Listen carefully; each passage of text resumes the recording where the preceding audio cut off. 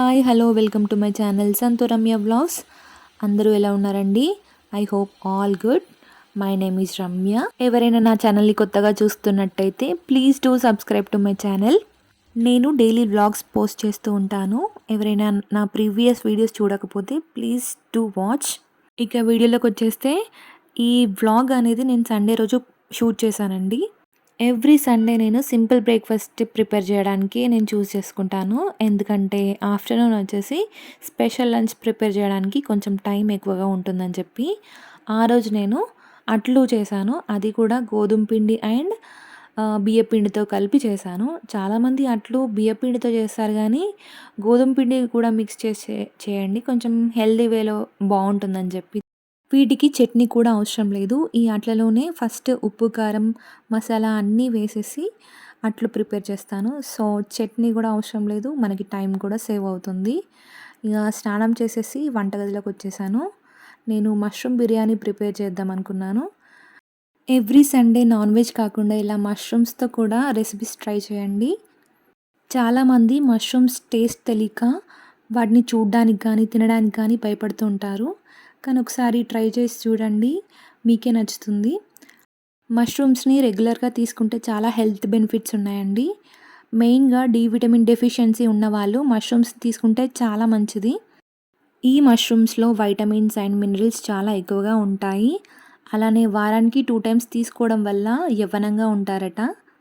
ఇంకా గుండె సంబంధిత వ్యాధుల్ని కూడా ఈ మష్రూమ్స్ దూరం చేస్తుందట. ఇన్ని హెల్త్ బెనిఫిట్స్ ఉన్న మష్రూమ్స్ వారానికి ఒకసారి కాకపోయినా నెలకొకసారి తీసుకోవడానికైనా ట్రై చేయండి. నాకైతే మష్రూమ్స్తో ఏ రెసిపీ చేసినా నాకు చాలా ఇష్టం. ఇప్పుడైతే నేను మష్రూమ్ బిర్యానీ చేస్తున్నాను. మష్రూమ్స్ని ఎప్పుడు తెచ్చుకున్నా దాని షెల్ఫ్ లైఫ్ చాలా తక్కువగా ఉంటుంది కాబట్టి ఎక్స్పైరీ డేట్ చూసి తెచ్చుకోండి. మార్కెట్ నుంచి మష్రూమ్స్ని తీసుకొచ్చాక దానిపైన చాలా డర్ట్ ఉంటుంది. అది ఎలా క్లీన్ చేసుకోవాలో నేను షార్ట్లో క్లియర్గా ఎక్స్ప్లెయిన్ చేశాను. ఎలా క్లీన్ చేయాలో తెలియని వాళ్ళు ఉంటే ఆ షార్ట్ని ఒకసారి చూడండి. ఇక బిర్యానీలోకి మసాలా కావాలి కదా, సో మసాలాకి నేను కర్డ్లో ఉప్పు, కారం, ధనియాల పొడి వేసి మిక్స్ చేసి పక్కన పెట్టేసుకున్నాను. ఈ మష్రూమ్ బిర్యానీని నేను ప్రెషర్ కుక్కర్లో ప్రిపేర్ చేస్తున్నాను. సో కుక్కర్లో ఆయిల్ వేసేసి ఆయిల్ హీట్ అయ్యాక ఆనియన్స్, బగారా ఐటమ్స్ అన్నీ వేసేసుకొని అది మంచిగా ఫ్రై అయ్యాక పచ్చిమిర్చి కూడా వేసుకున్నాను. పచ్చిమిర్చి కూడా ఫ్రై అయ్యాక నేను గ్రేవీ కోసం ఒక 3 to 4 టమాటాలు స్లైసెస్ లాగా కట్ చేసుకొని వేసుకున్నాను. టమాటా మెత్తబెట్టాక అల్లం వెల్లుల్లి పేస్ట్ వేసేసి అది కూడా ఫ్రై అయ్యాక పసుపు వేసేసి కలిపి మనం కట్ చేసి పెట్టుకున్న మష్రూమ్స్ని వేయాలి. కొందరు డైరెక్ట్ మష్రూమ్స్ని కట్ చేయకుండా వేస్తారు, అలా కూడా బాగానే ఉంటుంది. కానీ నేను కొంచెం చిన్నగా చాప్ చేసి వేసుకుంటున్నాను. ఒక చిన్న విషయం మర్చిపోయానండి. ఏంటంటే ఈ బిర్యానీ ప్రిపరేషన్ స్టార్ట్ చేసే కంటే హాఫ్ అన్ అవర్ బిఫోర్ మనం బిర్యానీ రైస్ని నానబెట్టుకోవాలి. అలా అయితేనే రైస్ మంచిగా కుక్ అవుతుంది. మష్రూమ్స్, టమాటోస్ అంతా మంచిగా కలిపేసి కుక్కర్ క్యాప్ పెట్టేసేయాలి. ఈ కుక్కర్ క్యాప్ పెట్టినప్పుడు విజిల్ తీసేసేయాలి. అలా ఒక 5 to 10 minutes కుక్ చేశాక క్యాప్ తీసి చూస్తే మంచిగా వాటర్ అనేది వస్తుంది. మష్రూమ్స్ నుంచి వాటర్ రిలీజ్ అవుతాయి. ఇప్పుడు మనం ముందుగా కలిపి పెట్టుకున్న గ్రేవీని ఇందులో వేసేసేయాలి.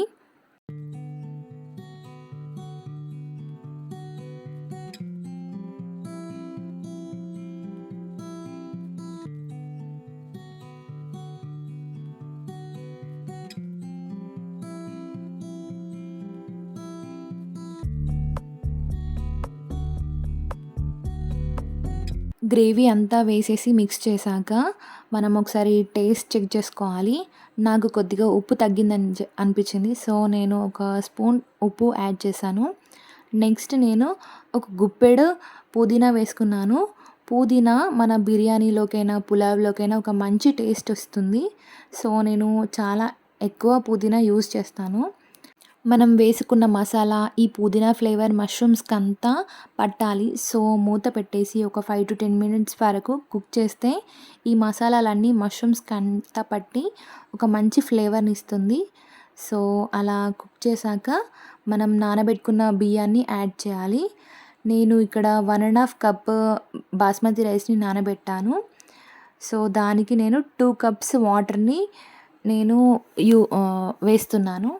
ప్రెషర్ కుక్కర్‌లో మనం బాస్మతి రైస్ కుక్ చేస్తున్నప్పుడు వాటర్ ఎక్కువగా పట్టవు. సో, నేను 1 ½ కప్‌కి 2 కప్స్ వాటర్ మాత్రమే యూజ్ చేస్తున్నాను. అలానే గ్రేవీలో కూడా కొద్దిగా వాటర్ వచ్చాయి కాబట్టి 2 కప్స్ వాటర్ సరిపోతుంది. మనం ఎప్పుడు గానీ పులావ్ లాంటివి ఇలాంటి బిర్యానీలు ప్రిపేర్ చేసినప్పుడు వాటర్ కరెక్ట్ క్వాంటిటీలో వేస్తేనే మనకి రైస్ అనేది మంచిగా పొడి పొడిగా వస్తుంది. ఇది పక్కాగా గుర్తుపెట్టుకొని మనము బిర్యానీ ప్రిపేర్ చేయాలి. మష్రూమ్స్ అంటే కంప్లీట్‌గా నచ్చని వాళ్ళు ఉంటారు కదా! వాళ్ళు ఫస్ట్ ఇంట్లో ట్రై చేయకుండా బయట నుండి ఆర్డర్ పెట్టుకొని టేస్ట్ చేయడం బెటర్. ఎందుకంటే మష్రూమ్స్‌లో కొంచెం స్మెల్ అనేది కొంచెం లైట్‌గా స్మెల్ అనేది వస్తుంది. టేస్ట్ బావుంటుంది కానీ లైట్‌గా స్మెల్ అనేది కొంచెం వస్తుంది. సో, ఫస్ట్ టేస్ట్ చేద్దాం అనుకున్న వాళ్ళు మాత్రం బయట నుండి ఆర్డర్ పెట్టుకొని తినడం బెటర్. బట్ మష్రూమ్స్‌ని మనం రెగ్యులర్ ఫుడ్‌లో యాడ్ చేసుకోవడం చాలా మంచిది.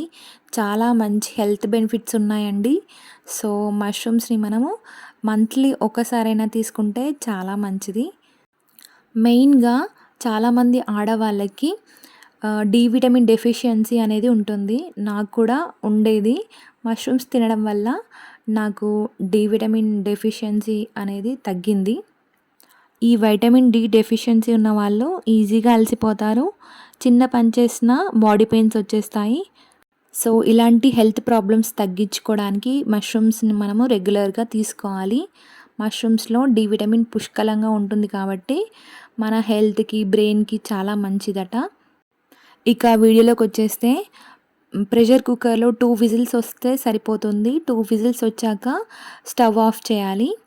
నెక్స్ట్ ప్రెషర్ కుక్కర్‌లో ఎయిర్ అంతా పోయాక మనము మూత తీసాక కిందున్న రైస్‌నంతా పైకి వేసేసి మళ్ళీ 5 మినిట్స్ పాటు కుక్ అవ్వనివ్వాలి. అంతేనండి, మన మష్రూమ్ బిర్యానీ రెడీ అయిపోయింది. నేను చేసినట్లుగా ఓసారి ఈ రెసిపీని మీరు మీ ఇంట్లో ట్రై చేసి చూడండి. టేస్ట్ మాత్రం చాలా బావుంటుంది. ఈ రెసిపీ చాలా సింపుల్‌గా బ్యాచిలర్స్ కూడా చేసుకునేలాగా నేను ప్రిపేర్ చేశాను. ఈ మష్రూమ్ బిర్యానీని నేను పెరుగుతో సర్వ్ చేసుకున్నాను. ఆ రోజు టేస్ట్ అయితే చాలా బావుంది. మా హస్బెండ్ నన్ను మంచిగా అప్రిషియేట్ చేశారు. మీరు కూడా మీ ఇంట్లో ట్రై చేసి చూడండి. ఎలా వచ్చిందో నాకు కామెంట్ చేయండి.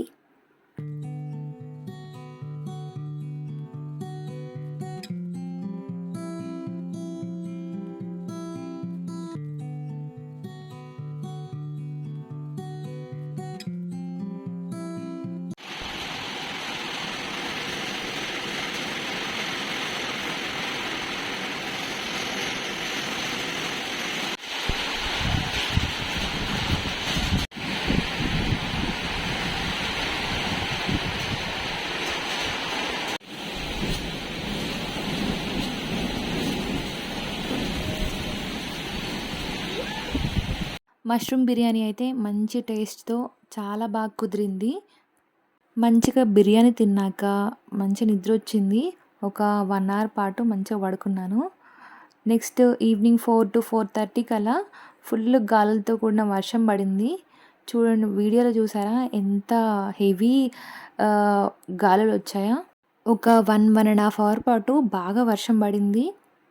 4 డేస్ నుంచి డే అంతా గట్టిగా ఎండ కొడుతుంది. ఈవినింగ్ టైమ్ వచ్చేసరికి వెదర్ అంతా చల్లబడుతుంది. వర్షం లేదా తుంపర్లన్నా పడుతున్నాయి గదా! ఇలా సిటీలో పడితే ఓకే గానీ విలేజ్‌లో పడితే మాత్రం పాపం రైతులు చాలా నష్టపోతారు.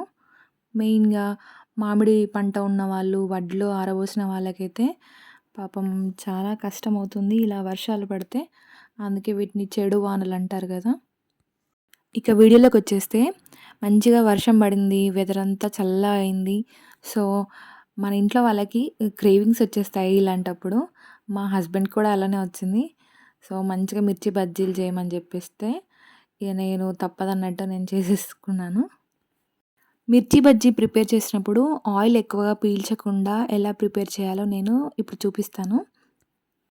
నా దగ్గర బజ్జీ మిర్చి లేకుండే నార్మల్ మిర్చి ఉండే. వాటినే ఇట్లా ఘాట్లు పెట్టేసి సాల్ట్ వాటర్‌లో పెట్టాను. ఇలా సాల్ట్ వాటర్‌లో వేస్తే ఆ మిర్చిలో ఉన్న కారం తగ్గుతుంది. అవి కొద్దిగా ఉప్పు నీళ్ళలో నానేలోపు నేను పిండి కలుపుకుంటున్నాను.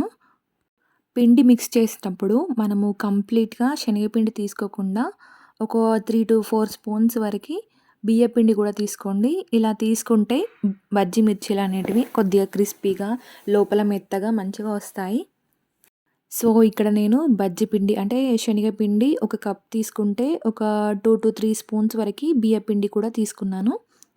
నెక్స్ట్ కారం, ఉప్పు, పచ్చి ధనియాల పొడి, ఎండు ధనియాల పొడి కూడా వేశాను. తర్వాత ఓమని కొద్దిగా నలిసి కూడా వేశాను. ఓమ వేసుకుంటే మనకి మంచిదని చెప్పి. నెక్స్ట్ ఇక్కడ బజ్జీలు మంచిగా పొంగుతూ రావాలంటే వంట సోడా యూజ్ చేస్తున్నాను. వంట సోడా మనము కొద్దిగానే వేయాలి. కొద్దిగా చిటికెడు వేయాలి. అంతకంటే ఎక్కువ వేస్తే ఆయిల్ ఎక్కువగా పీల్చేస్తాయి బజ్జీలు.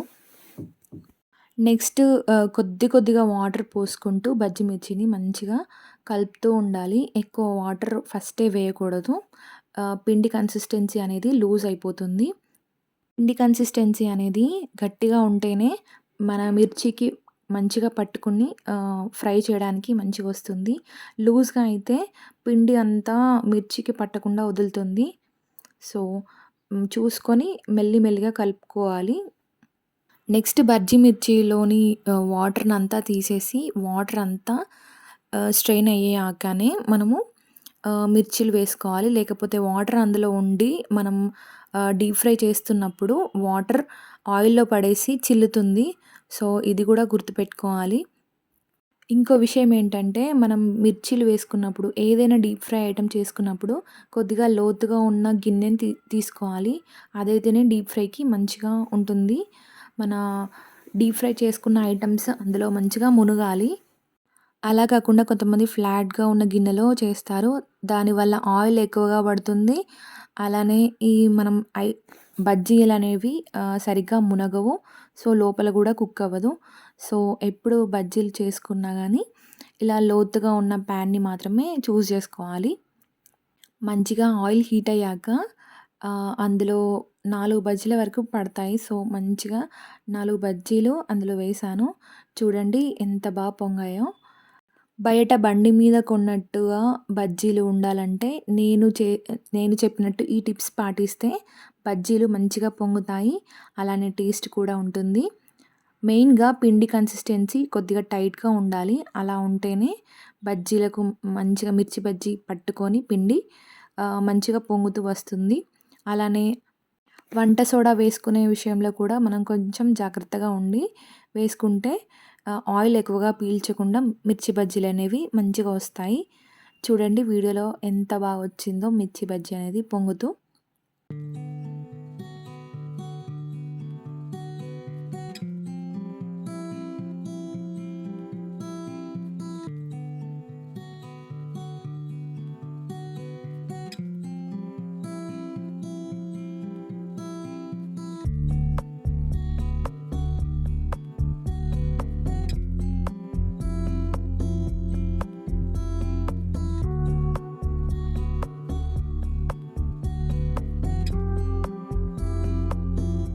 నెక్స్ట్ మా బాబుకిష్టమని ఇక్కడ ఆలు బజ్జీలు కూడా చేస్తున్నాను.